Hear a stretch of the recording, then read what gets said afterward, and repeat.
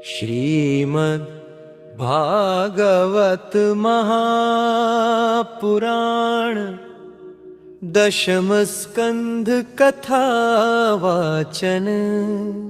श्री गणेशाय नमः। श्री हरि ओम। श्री हरि ओम।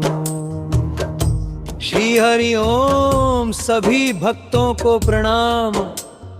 आज हम सुनेंगे श्रीमद् भागवत महापुराण के दशम स्कंध की पावन कथा। दशम स्कंध में भगवान श्री कृष्ण के जन्म से लेकर उनकी अनेक दिव्य लीलाओं का वर्णन है। भगवान श्री कृष्ण का जन्म मथुरा में राजा कंस का अत्याचार बहुत बढ़ गया था।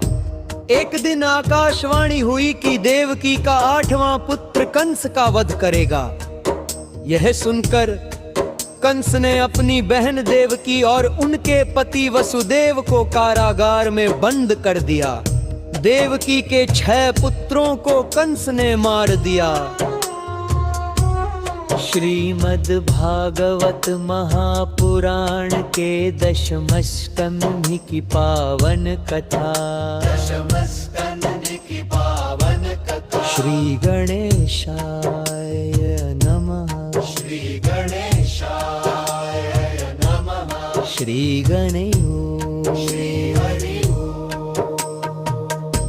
श्री गणेशाय नमः। श्री हरि ओम। सभी भक्तों को प्रणाम। आज हम सुनेंगे श्रीमद् भागवत महापुराण के दशम स्कंध की पावन कथा। दशम स्कंध में भगवान श्री कृष्ण के जन्म से लेकर उनकी अनेक दिव्य लीलाओं का वर्णन है। भगवान श्री कृष्ण का जन्म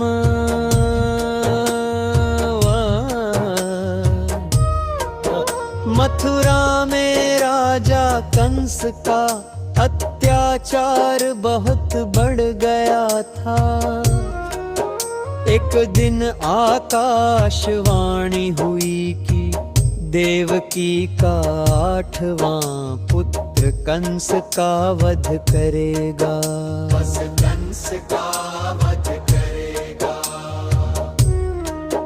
यह सुनकर कंस ने अपनी बहन देवकी और उनके पति वसुदेव को कारागार में बंद कर दिया।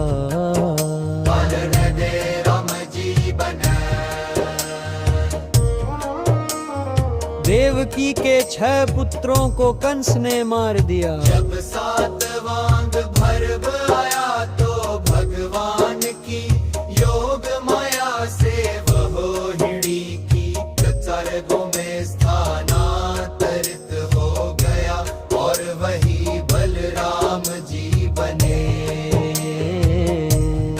अंत में भाद्रपद कृष्ण अष्टमी की आधी रात को भगवान श्री कृष्ण का जन्म हुआ। कारागार के सारे बंधन खुल गए। वसुदेव जी नवजात कृष्ण को लेकर यमुना नदी पार कर गोकुल पहुँचे और उन्हें नंद बाबा और यशोदा माता के घर छोड़ आए। बाल लीलाएं। गोकुल में बालक कृष्ण ने अनेक अद्भुत लीलाएं की। पूतना वध, शक्तासुर वध, तृणावर्त वध। एक बार माता यशोदा ने कृष्ण को रस्सी से उखल से बांध दिया। तभी कृष्ण ने उखल खींचते हुए 2 यमलार्जुन वृक्ष गिरा दिए। कालिय नाग दमन यमुना नदी में कालिय नाग रहता था। उसके विष से पूरा जल दूषित हो गया था। अब कृष्ण ने यमुना में कूद कर कालिय नाग के पर नृत्य किया और उसे पराजित कर दिया। गोवर्धन लीला गोकुल के लोग हर वर्ष इंद्र देव की पूजा करते थे। कृष्ण ने कहा कि हमें गोवर्धन पर्वत के पूजा करनी चाहिए। इससे इंद्र क्रोधित हो गए और भयंकर वर्षा करने लगे। तब कृष्ण ने गोवर्धन पर्वत को अपनी छोटी उंगली पर उठा लिया और सभी लोगों की रक्षा की। रास लीला कृष्ण ने वृंदावन में गोपियों के साथ रास लीला की। ये लीला भक्ति और प्रेम का प्रतीक मानी जाती है। कंसवध जब कृष्ण बड़े हुए तो वे मथुरा गए। वहां उन्होंने कंस के पहलवानों को पराजित किया और अंत में कंस का वध कर दिया।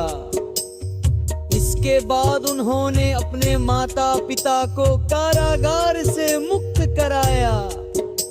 द्वारका और आगे की लीलाएं कृष्ण ने बाद में द्वारका नगरी बसाई और कई दैत्यों का वध किया। उन्होंने रुक्मिणी से विवाह किया और धर्म की स्तुति की।